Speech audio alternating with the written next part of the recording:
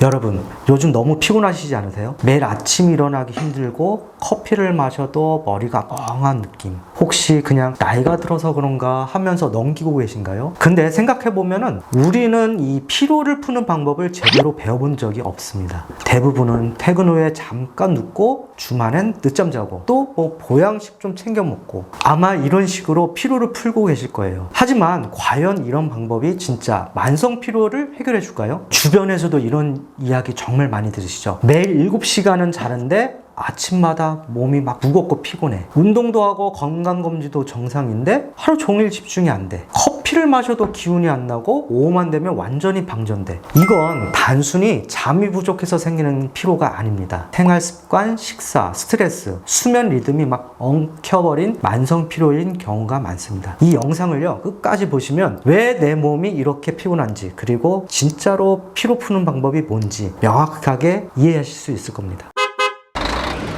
먼저 피로는 단순히 체력이 부족해서 생기는 게 아닙니다. 의학적으로 수면, 스트레스, 호르몬, 면역, 대사 기능이 서로 얽혀 나타나는 복합 반응이거든요. 그래서 스트레스가 오래 지속되면 우리 몸속에 시상하고 뇌하수체, 부신, 즉 HPA축이 계속 켜진 상태가 됩니다. 이 시스템은 코르티솔이라는 스트레스 호르몬을 조절해서 몸이 위급한 상황에 대응하도록 돕는 역할을 하죠. 짧은 기간에는 도움이 되지만 스트레스가 길어지면 코르티솔 분비 리듬이 무너지죠. 아침엔 낮고 밤에는 오히려 높고, 말 그대로 거꾸로 된 패턴이 생기는 겁니다. 이런 변화는 실제로 만성 피로 환자나 수면 장애 환자에게서 관찰될 바 있습니다. 코르티솔이 불균형하게 나오면요 깊은 잠에 들기 어렵죠. 혈당과 면역 조절 기능도 함께 흔들리게 됩니다. 그래서 밤에는 누워도 잠이 안 오고 낮에는 아무리 쉬어도 피로가 풀리지 않는 겁니다. 결국 혈당이 들쭉 날쭉해지니까 세포가 에너지를 제대로 만들지 못하면서 피로가 더 쌓이게 되는 거죠. 예를 들어볼까요? 아침을 거르고 커피 한 잔 마신 채 출근하면은 처음엔 머리가 맑아지는 것 같죠. 근데 몇 시간 지나면 집중이 안 되고 손끝이 떨리거나 짜증이 나죠. 이건 바로 혈당이 떨어졌다는 신호입니다. 몸은 이미 에너지가 바닥이 났는데 카페인 덕분에 괜찮다 하고 착각하고 있는 상태죠. 이 생활이 반복되면 세포 속 에너지 공장, 즉 미토콘드리아가 점점 지쳐버립니다.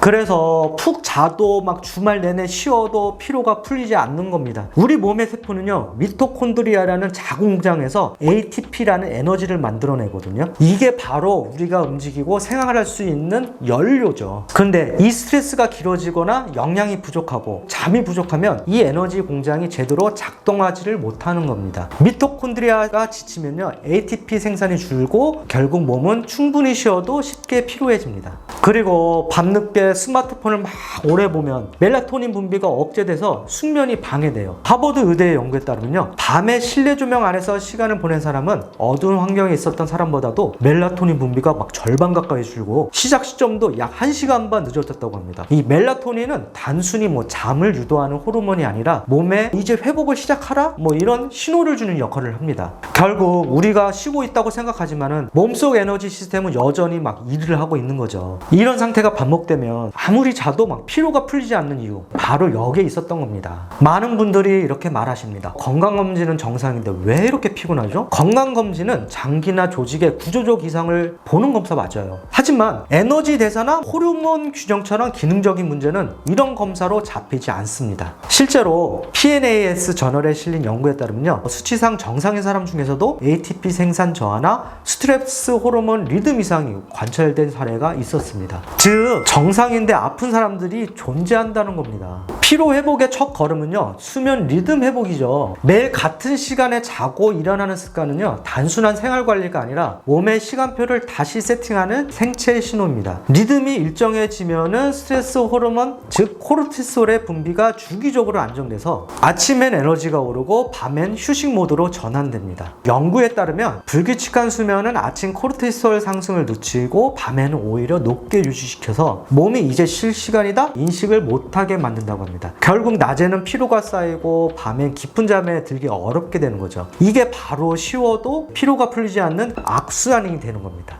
정제 탄수화물이나 카페인을 과하게 섭취하면요, 혈당이 들쭉 날쭉해지고 세포가 에너지를 일정하게 쓰기 어렵습니다. 반대로 단백질과 비타민 B군은요, 미토콘드리아가 ATP, 즉 에너지를 만들 때 꼭 필요한 영양소입니다. 여기에 플러스 비타민도 주목할 만합니다. 단순히 감기 예방에 좋은 영양소로 알려져 있지만요, 연구에 따르면 비타민 C는 세포 속 미토콘드리아를 한화 스트레스로부터 보호하고 에너지 생산 효율을 유지하는 데 도움을 주시다고 합니다. 비타민 C는 미토콘드리아 내부로 들어가서 한화 손상으로부터 보호하고 생리학적 리뷰에서는 활성산소 제거와 막 전이 유지에 기여할 가능성이 있다고 제시되었습니다. 피로가 쌓이면 움직이기 정말 싫죠. 하지만 가벼운 유산소 운동이야말로 몸의 에너지의 시스템을 깨우는 효과적인 자극입니다. 규칙적으로 빠르게 걷거나 자전거를 타면요, 골격근 속 미토콘드리아 산화 효소 활성과 산화 용량을 증가시키고 낮 동안에는 에너지를 더 효율적으로 쓰게 된다고 합니다. 단기간 사이클 훈련만으로도 단백질 발현이 유의미하게 증가하는 것으로 보고됐습니다. 피로가 풀리지 않는 사람들의 공통점 중 하나는요, 몸은 쉬고 있는데도 머리는 계속 깨어있다는 겁니다. 그래서